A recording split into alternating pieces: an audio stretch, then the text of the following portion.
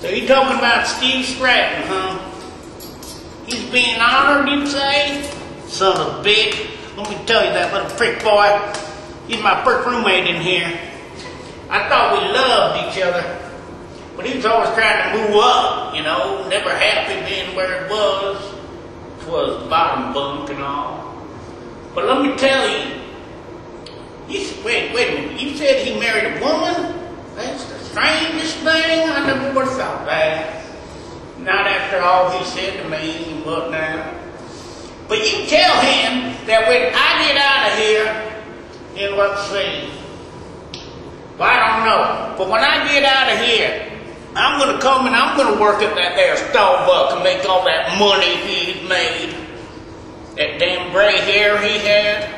Let me tell you, that guy's a beauty queen. You know what happens to beauty queens in prison, don't you? Shit. And that's all I got to say about the prick. I'm going to catch me in that.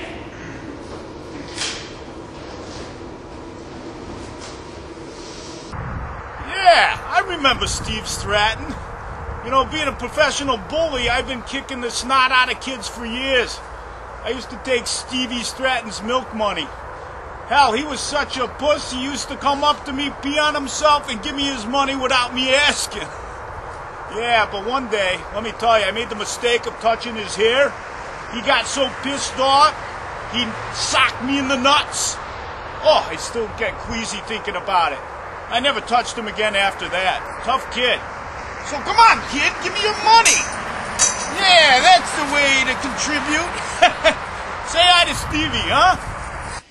Steve Stratton, I remember him quite well. I remember him. Yes, he used to come in. Once he was a grown lad, he used to come in once a week for a rectal exam. You'd think I was giving him away. Anyway, the rest is truly doctor-patient privileged information. But should the bugger die or anything, I'll blab like you wouldn't believe. Can't believe my eyes. Hold on, we'll talk about your friend in just a spell. You don't see that often. No, sir. What a bird. What a specimen. Steve, yes, I remember Steve. He was in my pack, and he was a good boy. Wasn't very good at crafts or none of that stuff, mind you, because everything he put together just fell apart. And, yeah, wasn't good at the crafts, wasn't good at the activities, and used to get scared to death on the camping trips. And let me tell you, it didn't matter what it was, he was always at my tent door saying, "Mr. Schroelsky, I am so scared. Can I come in and spend the night with you?" And I'd say, "Well, that's really against, you know, the order of the pack, but if you're scared, child, you come in." And, well, needless to say, the statute of limitations is over and all, but I used to, you know, just make him feel safe. The boy needed to feel safe, and, well, sure is glad to hear he grew up in something totally different than he was as a child, because let me tell you, I didn't think there was much of a future for little Stevie. We used to call him Little Stevie. Only boy with jet gray hair I ever seen at age 10. You'll have to excuse me. Boys, wait up, boys! There's really not much I can say about our worshiper, Mr. Stratton, other than he is very generous when the plate comes around. Though another worshiper implied he palmed a 50, but he never mentioned it in confession. As far as confession goes, he once told me a story about a goat and a bottle of hair gel. I never thought you could do that. Anyway, he's still working off Hail Marys from when he was 14.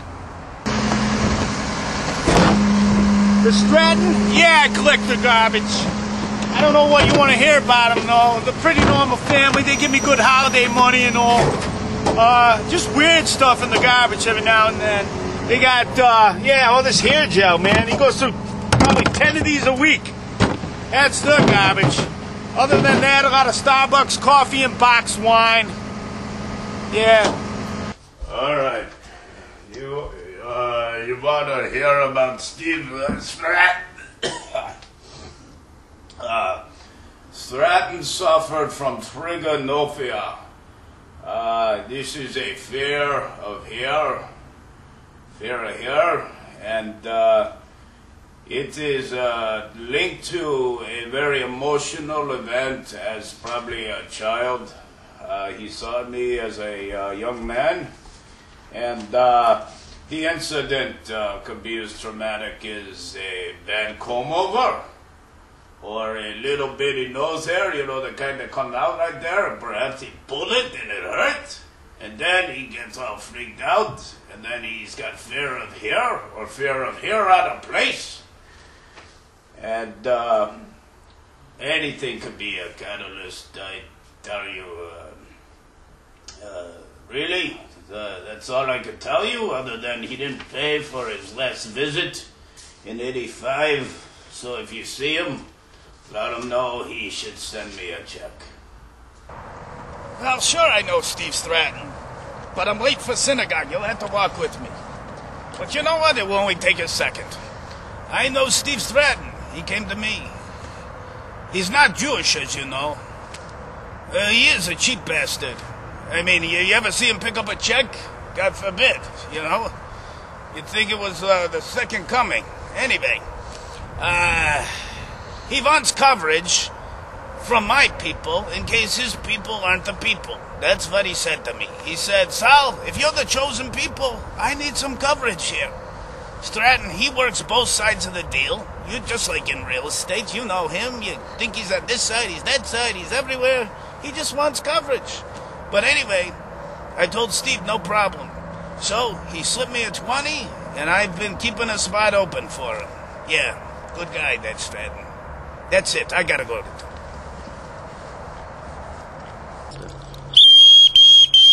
Bring it in! Run some damn plays! I got me an interview going on here. So you're hearing about that there Steve Stratton guy. Jerk it! What the hell? Run some laps, you bastard! Who threw that? Son of a bitch. Yeah, I remember Steve Stratton.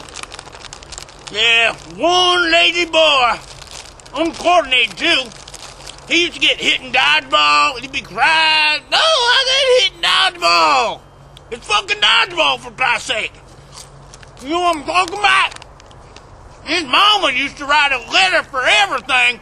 Get Steve out of this, excuse Steve out of that. Christ's sake, you don't get excused out of my gym class. You know what I'm talking about? So anyway, one day I get this note. Please excuse Steve out of 50-yard dash. I said, that's it. I ain't having this sissy in my class no more. So I sent him over to be a cheerleader. And he actually did pretty good there. Yeah, as I recall. Went to states.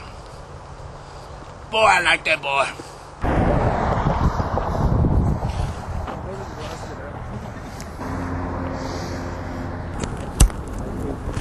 Yeah. Looks like Monte's a little hammered. Yeah, Steve. Steve was my first lover. He was a beautiful boy. We were gonna get married. He was my lovey ootsy bootsy cootsy tootsie. Oh, I loved him. And he got into real estate. He sold me my first trailer. We were gonna be married and live in it. And then he got a job selling double wides. And then I understand he's a big shamoo. But I tell you, if you're out there, Steve, I still love you, and my door is open. Come on by anytime.